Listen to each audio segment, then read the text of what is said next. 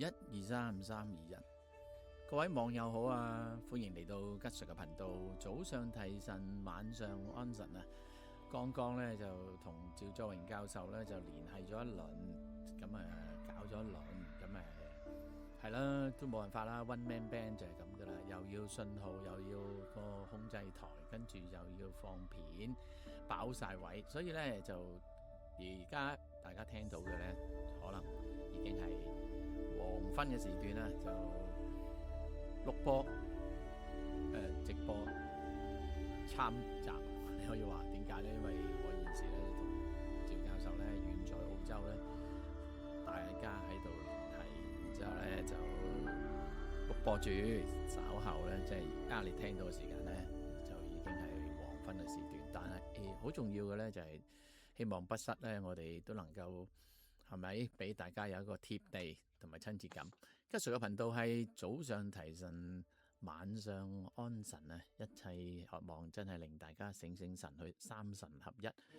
轉眼咧就已經2026年嘅3月10號啦，即係咧我第7年度嘅我3月8號開台頻嘅，咁啊已經第7個年頭，真係唔覺，時間過得好快嗱。長話短說，爽快入題。神州恩語嚟到今日咧，真假信念篇咧就講到東方智慧嘅護欄係咩呢？我哋嘗試當然啦，嗰啲用中國威脅論咧，成日話我哋軍備係咪或者嗰個預算提高，但係我哋個拳頭係用嚟做咩呢？同西方嘅拳頭咧好唔同嘅。西方嘅拳頭咧係唔能夠代表到真理嘅，亂七八糟嘅紅綠燈或者係爛燈塔啊，越嚟越明顯係武器噶啦，即係唔可以有咩搞作噶啦。咁今日咧，趙作榮教授咧就掟咗個短短嘅內容俾我，就係2個現代版嘅大衛啊，打敗嗰個同一個嘅哥利亞嘅故事當中究竟係咩意思呢？嗱，好想俾大家去望一望呢個世情世事呢，有時真係世界就係咁噶啦。咁咧就嗱，我先俾大家望一望呢段內容，咁一陣間呢，就教授嘅錄影分享完呢，咁咧就教授已經喺度 stand by 緊噶啦。咁我先俾大家睇下教授想講啲咩內容先。好，聲音去片。各位朋友大家好，我係趙作榮，又到咗呢個星期吉 Sir 吉老師香港信息科技界專業人士 MM 一起做嘅錄播直播節目啦。今日我想同大家分享一下2個現代版嘅大衛同埋哥利亞嘅故事，一個關於弱小與強大、勇氣與智慧、團結與信念嘅永恆預言。大衛與哥利亞嘅故事出自聖經撒母耳記上嘅第17章，講述咗牧羊人大衛憑借信心與智慧，用投石帶同埋石子擊敗咗非利士巨人哥利亞，贏得戰爭勝利嘅經典故事。呢個故事象徵住以弱勝強、信心戰勝恐懼嘅精神，通常被用嚟形容處於弱勢嘅一方戰勝強大嘅對手。呢個故事話俾大家聽，大衛之所以能夠贏，係在於佢並未按照常規嘅肉搏戰模式，而係利用咗自身嘅速度同埋遠程嘅武器，並且全心信靠至高者嘅幫忙。呢個故事時常被引用，鼓勵人們響面對絕望嘅困境或者強大嘅敵人嘅時候，保持信念，同時係尋求解決嘅智慧。以上關於舊約聖經撒母耳記上嘅內容係節錄自谷歌提供嘅互聯網社交平台，有關嘅鏈接大家可以響呢個視頻嘅說明欄入邊找到嘅。至於我今日講嘅第1個同埋第2個現代版哥利亞嘅故事，指嘅都係同一個哥利亞嗰個並不美麗嘅超級大國，佢所扮演嘅呢個哥利亞係點樣嘅呢？第1個現代版嘅哥利亞嘅故事講嘅係上世紀50年代初，現代版嘅哥利亞率領17個國家嘅軍隊響朝鮮半島被打敗嘅故事。邊個打敗佢呢？東方大國啦。點解呢？最近幾年大家響電影院入邊相信都可能欣賞過呢個故事有關嘅2大戰役，就係上甘嶺戰役同埋長春湖戰役。從嗰兩大戰役入邊，大家都睇到東方大國嘅志願軍並冇任何嘅飛機或者先進嘅裝備之下，竟然打敗咗當年已經飛揚跋扈、囂張狂妄嘅現代版哥利亞。結果係咩呢？東方大國打出咗國威同埋軍威，成為人民志願軍英勇頑強精神嘅象徵，亦都換嚟咗東亞地區幾十年嘅和平。講到最近發生嘅現代版大衛擊敗哥利亞嘅故事，雖然當下死性不改嘅哥利亞並未好似佢當年咁樣潰敗折返大洋彼岸，但係從種種客觀嘅跡象同埋大家可以信賴嘅媒體報道睇嚟，當前嘅哥利亞同埋嗰個反過嚟操縱呢個強大哥利亞多年嘅嗰個中東地區小霸王，佢哋嘅基地同埋主要設施而家已經被嚟自波斯帝國嘅大衛打得稀巴爛。我講嚟自波斯帝國，講嘅係曾經嘅波斯帝國。呢兩個一大一小、狼狽為奸嘅現代哥利亞綜合體，以下簡稱綜合體。呢個綜合體擁有壓倒性嘅科技優勢嘅軍隊，同埋裝備住最先進嘅武器，掌握住龐大嘅資源，幾乎無人能敵。眾所周知，現代版嘅大衛係曾經輝煌過嘅波斯帝國同埋佢嘅領導班子。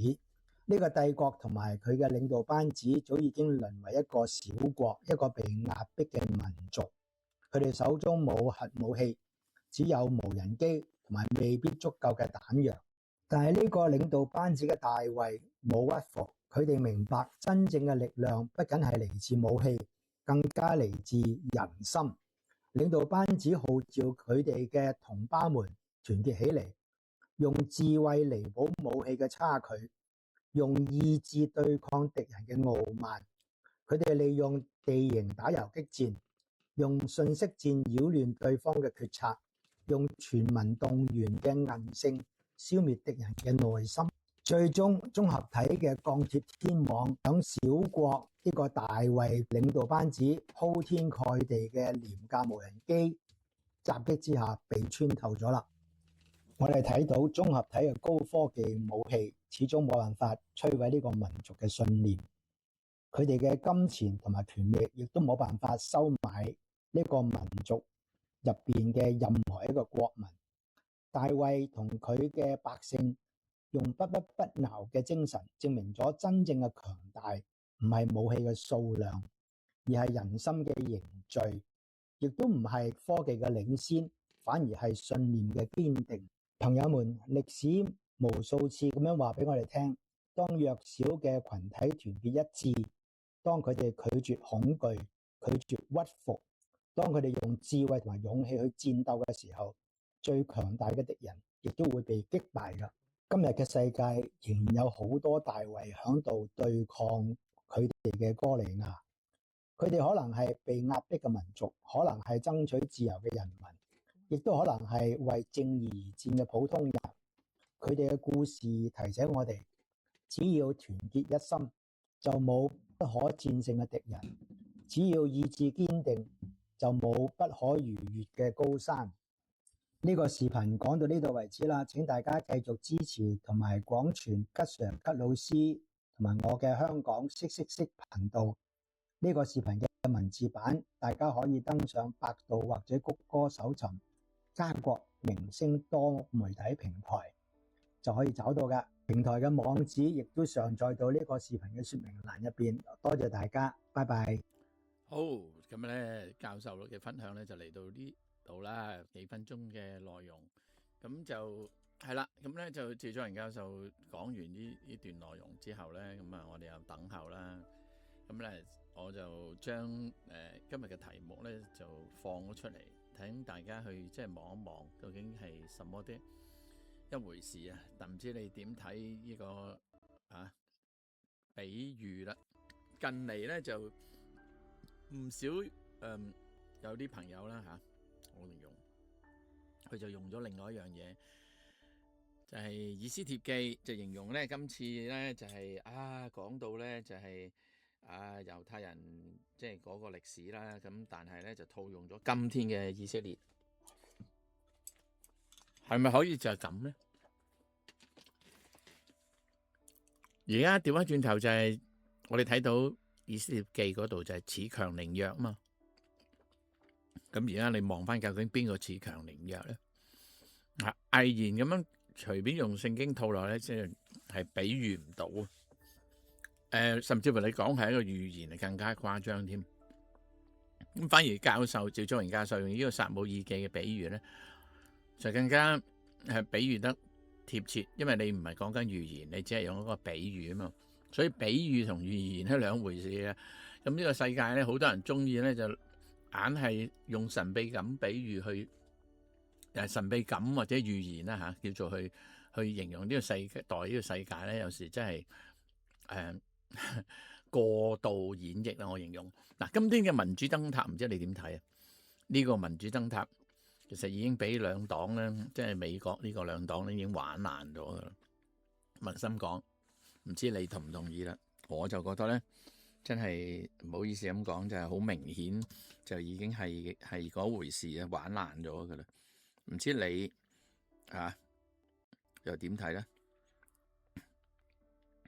嗱，今日咧就我哋睇翻，如果我哋睇呢個情況咧，就係你再望一望啦嚇，玩爛到去咩程度咧？或者我哋叫做的確可悲嘅嚇。咁咧就另外咧就喺灣灣另外一邊咧，我哋講緊嗰啲即係唔係用一個智慧去，或者係用翻一個國家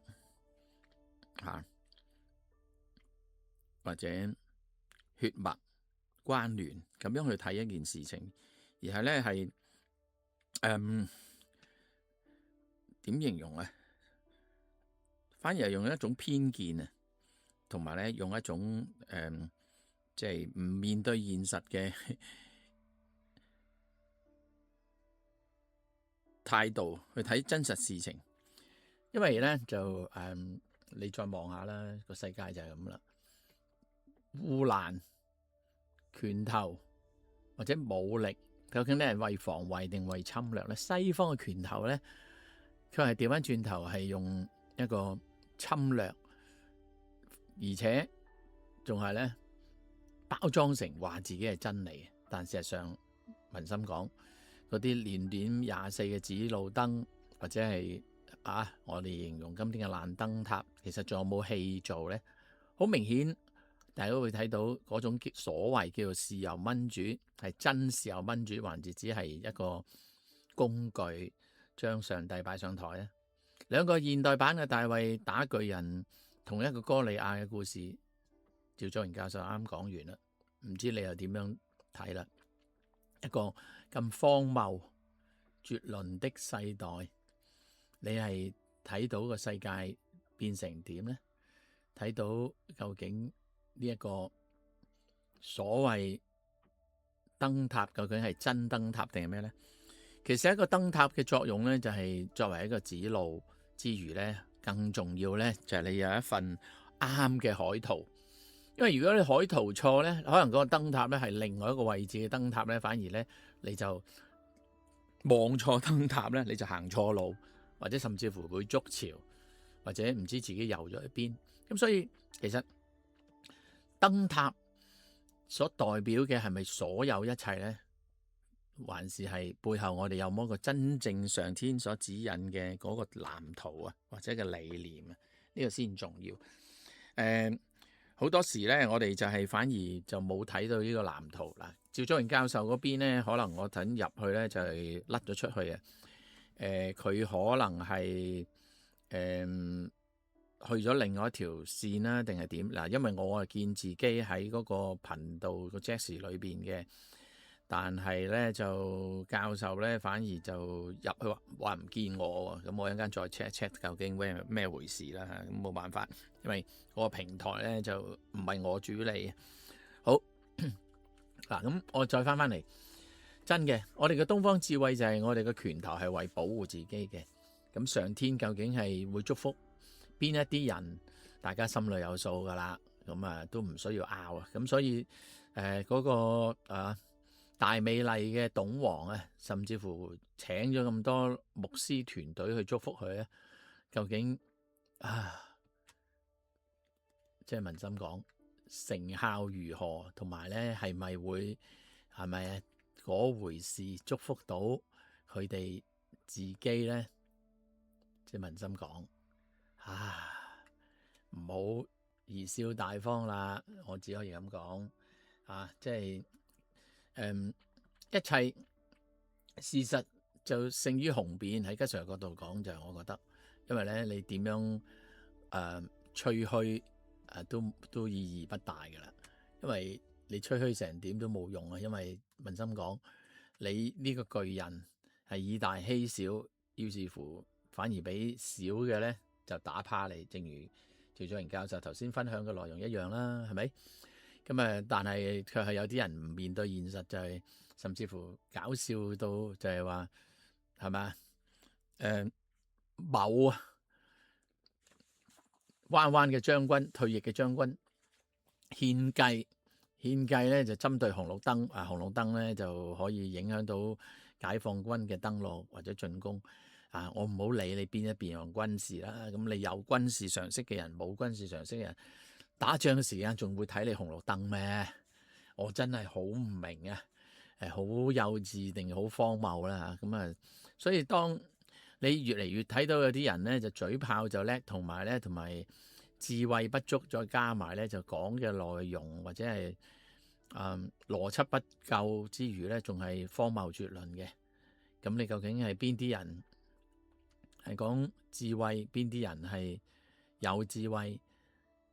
心諗多講冇用，實際最重要。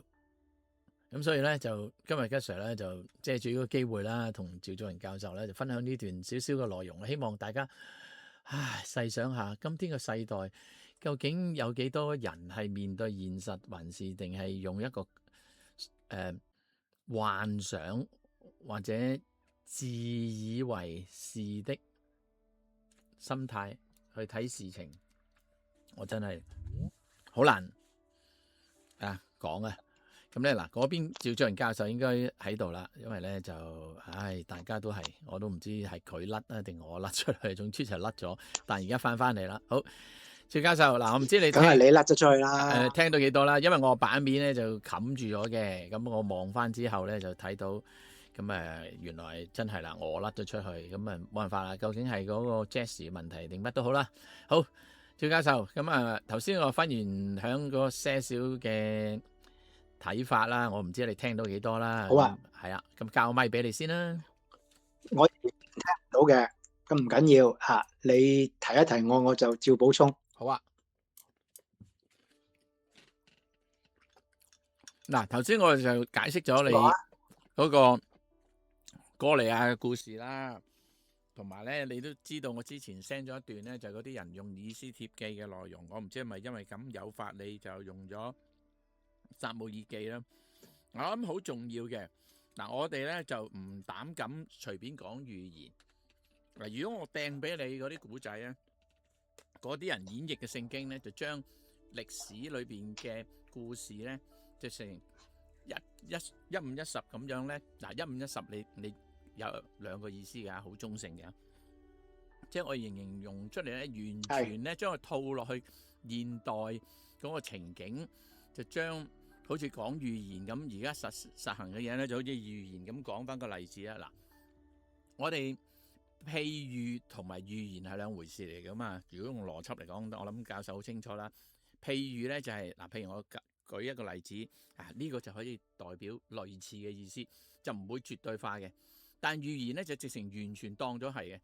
咁今日嗰啲人講嘅嗱，我唔好分佢係唔好太過宗教化先啦，即係唔好將伊朗就魔鬼化，係咪？西方就係正義化，或者將伊朗完全正義化，西方係魔鬼化，兩邊都唔好極端。用一個事實，如果用以斯帖記裏邊嘅內容咧，嗰個哈曼咧係一個一人之下萬人之上，係以大欺小噶嘛，咁於是上帝就擊打佢啦。咁而家今天，如果我哋套翻嗰個例子，完全係唔可以成立噶嘛。你將伊朗變成係個哈曼係以大欺小喎，唔係喎，好似而家係啱啱相反喎。咁我就唔講佢咁多先啦。咁用翻教授呢個例子咧，就哥利亞，大衛對哥利亞呢個譬喻咧，反而就相比我之前啱啱講呢個咧更貼切喎。因為點解？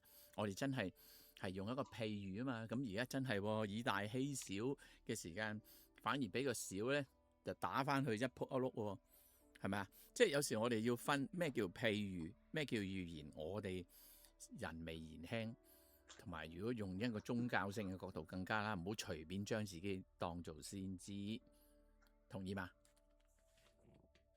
同埋唔好成日將神所以個問題就係擺上台嚇，好交俾你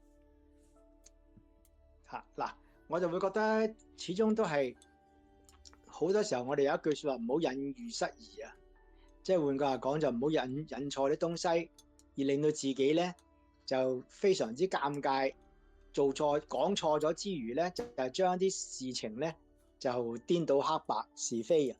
所以當前我哋睇到世界係一個乜嘢嘅狀況，以至到點解本來係響而家呢個前波斯帝國入邊，本來有一批係好親西方嘅人啊，但係而家呢班親西方嘅人咧鴉雀無聲，佢哋唔敢喐嘅原因就係對佢哋嚟講，佢哋嘅國家正正係隨時都會俾人滅絕嘅，同埋佢哋曾經傾向於接受嗰個西方大洋彼岸嗰個國家，原來係言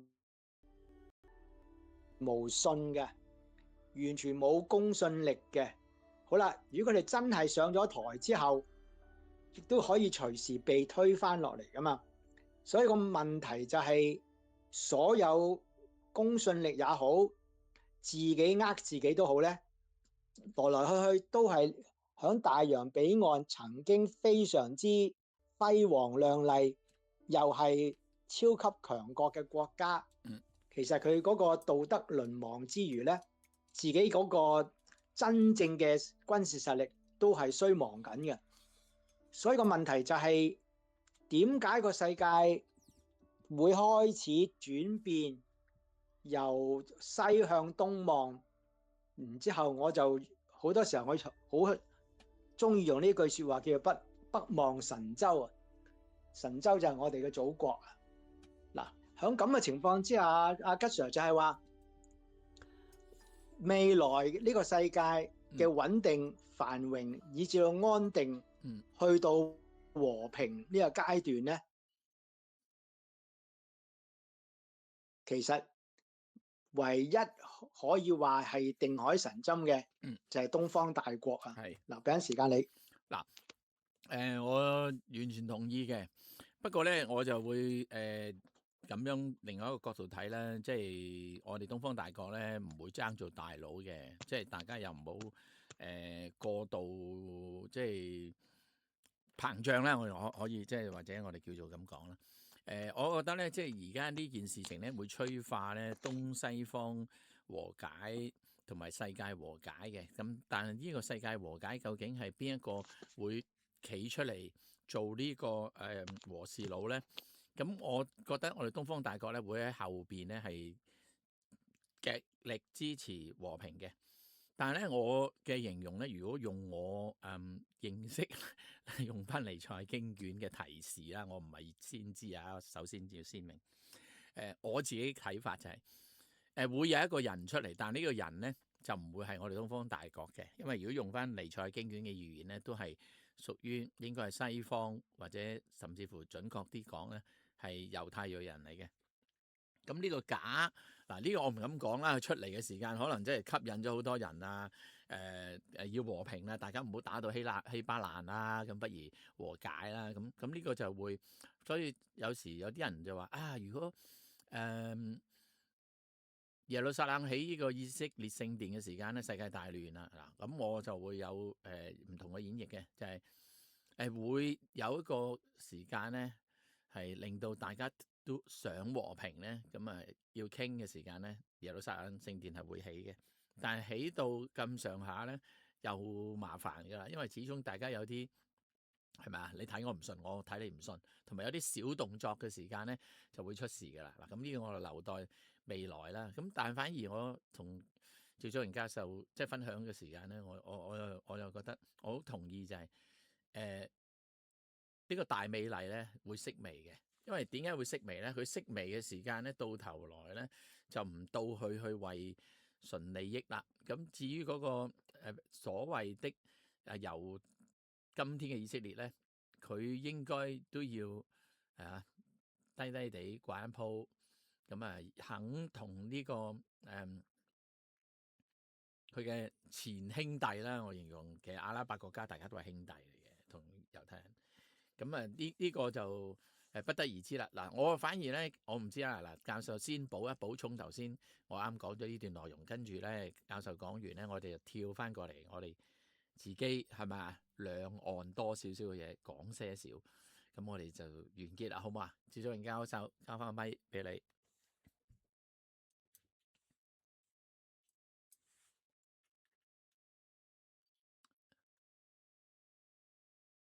誒嗱，咁咧就都係啦，咁我就真係有少少版面個我呢個 internet 嘅內容咧有啲又跳嚟跳去，究竟我甩咗出去定係教授收到嘛？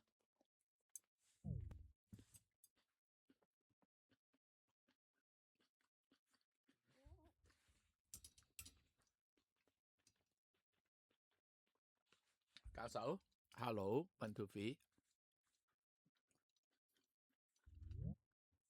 好，教授翻嚟啦，應該咁呢度咧可能喺我內容剪接嗰度咧再做手腳啦。咁見到教授翻嚟係咪啊？你試咪，教授可以嗎？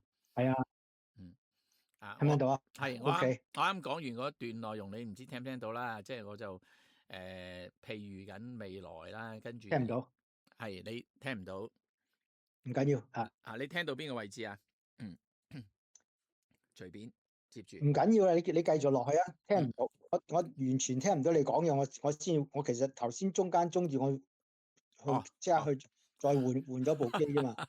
冇辦法嗱，即係澳洲嘅信號定係我呢度嘅信號啦。嗱，我頭先咧唔教授係㗎，我而家發覺到嗰個係應該可能會要換翻 Zoom 都可能會好啲，唔知啦，係真係唔知。啊，唔緊要，可能係我哋頭先我揾一次。講咗一部機，我係已經變咗你啦。係啊，嗱，我哋揾一次試一試嘅信號啦。嗱，個 Jesse 嘅問題啦，之前就好暢順嘅，咁我唔知其實而家咧就我覺得喺網絡世界裏邊咧，嗱我自己當陰謀論啦嚇，網絡世界裏邊咧有一啲嘅操控咧，你諗唔到佢會做啲咩小動作嘅，咁就後話啦嚇。嗱，咁我哋可能俾人盯上咗。嗱，我翻嚟，教授就係唔出奇。教授，我想講咧就話。即係我講嘅內容就係話，即係而家以色列同埋大美麗咧做唔到幾多嘢嘅，會式微落嚟嘅。咁但係我哋又唔好將個焦點太膨脹到去咧。我哋東方大國咧可以做到晒所有嘢，唔係。但係我諗我哋東方大國咧做咗一個好好嘅榜樣咧，就係要做一個好嘅和事佬啊。咁所以嚟到末後咧，我會覺得咧就係。我哋東方大國咧係好大嘅推動力嚟嘅，但係我哋唔會爭做大佬嘅。咁有咩人會搶住做大佬咧？我自己嘅焦點咧一定係會西方歐洲人或者甚至乎猶太人出嚟。咁而如果我依據呢個彌賽亞經卷脈絡咁睇咧，我就好覺得咧呢個人咧出嚟嘅時間咧真係好吸引人嘅，就和事佬咧搞掂擺平到咧，甚至乎係咪阿拉伯同埋以色列咧兩個咧都。低聲下氣坐埋嚟，咁甚至乎，所以就係我成日都提彌賽亞經卷裏面提到咧，以色列聖殿一日未起咧，嗰個末後嘅最大嘅大近事啊，我形容大件事咧就未有咁快出現嘅。咁但係我自己就會睇今天嘅大美麗咧，做唔到幾多嘢㗎啦。咁喺呢場戰爭裏邊咧，其實伊朗咧都做得好有，其實已經好節制㗎啦。佢打你全部軍事基地係咪啊？佢打完幾個阿拉伯國家之後咧，佢都話：唔好意思啊，我哋唔會再打你㗎啦，我淨係打以色列嘅啫，係咪？同埋我最緊要就剷除咗你嗰啲美軍基地啫嘛。咁我唔知教授你對於我呢個分析接續你點睇啦？咁跟住講完咧，我就翻嚟近啲就講我哋兩岸少少嘅嘢啦。咁啊，教授交個咪俾你。嗱，我會覺得就係佢而家伊朗其實啱啱選出嘅新領導人咧，就開始改變咗佢嘅口風啊！即係你會睇到而家佢嘅做嘢嘅方式，就開始將一個日唔係應該係一日之前話唔再打佢周邊嘅國家咧，呢句説話咧，佢再用翻捉字蝨嘅方式，令到咧而家嘅感覺就係邊個周邊嘅國家有呢個大洋彼岸嘅，我哋講佢嘅哥利亞嘅軍事基地喺度，係幫佢去助紂為虐嘅説話咧，就喐你呢個波斯前帝國就會繼續去打佢嘅。咁所以個問題就係反而睇到一個國與國之間嘅爭端，人與人之間嘅恩怨。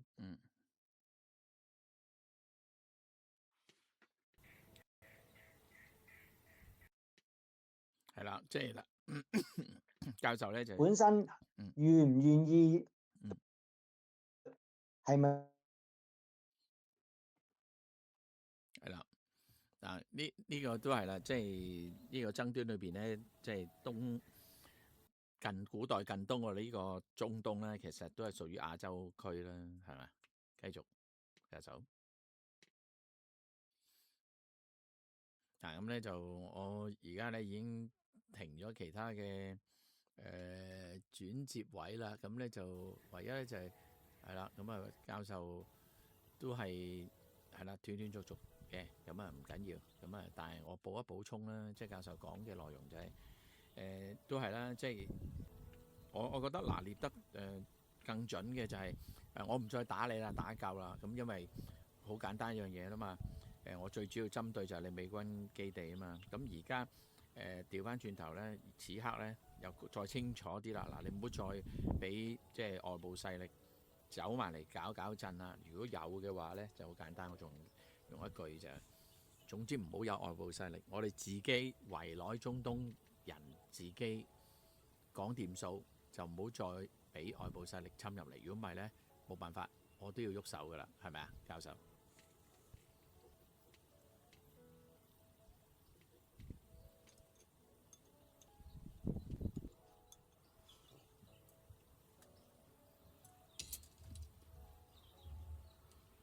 嗱，當中咧就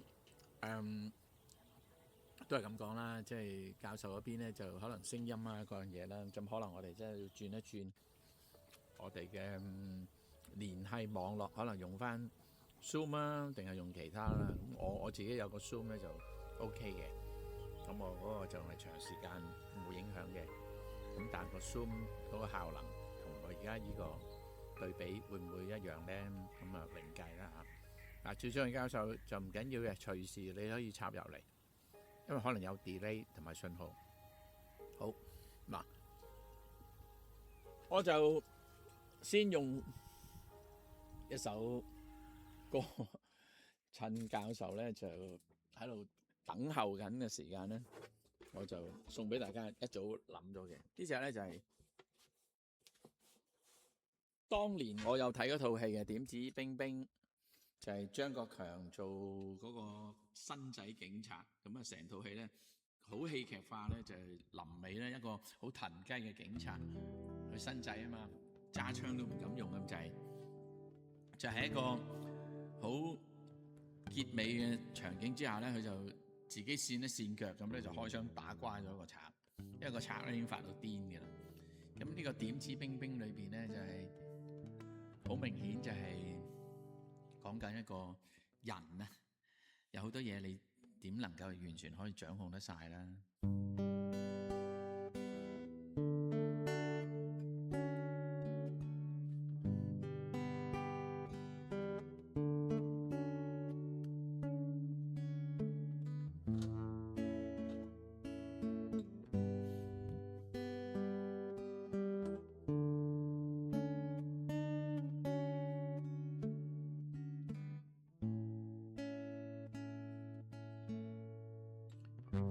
一個走，一個追，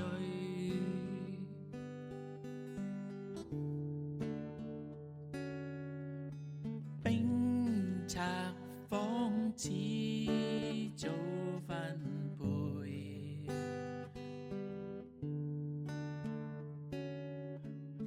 今天的你像那當初的我，他朝對錯變幻多，難測比我，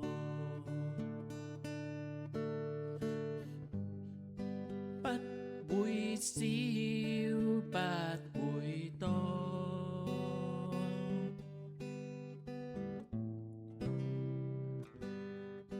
因緣仿似早分配，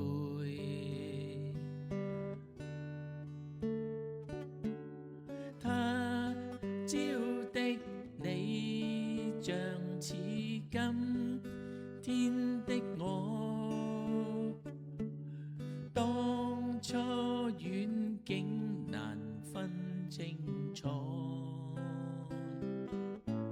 不知不覺，莫奈何是否有因果？莫奈何難道冇對錯？莫奈何一生福與禍，人人必經過，點指冰冰，點指擦擦，一點鐘你怎去到？點指冰冰，點指擦擦，一點鐘你怎去到？莫奈何，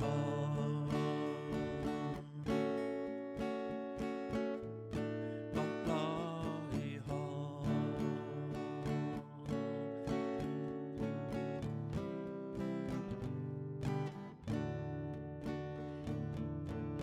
幾多苦困又會偏偏闖過，不到終點安知結果，怎分功過？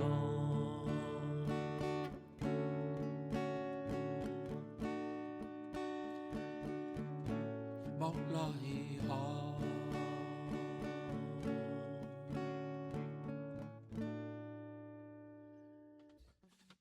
點指冰冰一首泰迪羅賓嘅舊歌啊！電影點指冰冰，點指擦擦，我諗大家冇乜朋友仔唔知係啦，或者甚至乎應該大部分朋友仔咧都玩過係咪啊？呢一個點指冰冰，點指擦擦呢個遊戲㗎啦，咁咧就應該係咪啊？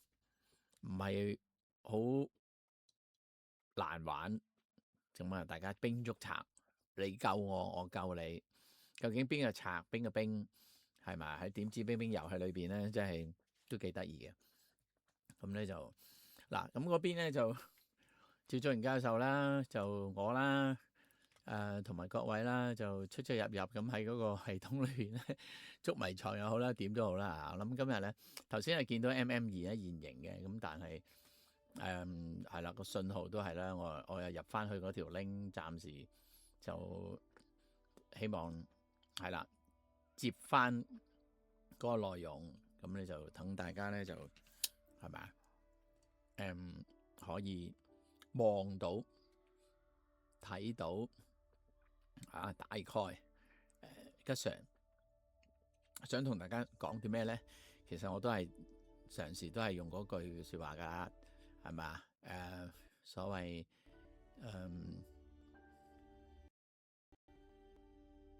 拋磚引玉，希望咧用少少嘅內容咧去刺激下大家去思想下啦，諗一諗啦，究竟啊呢個世代嘅嘢咧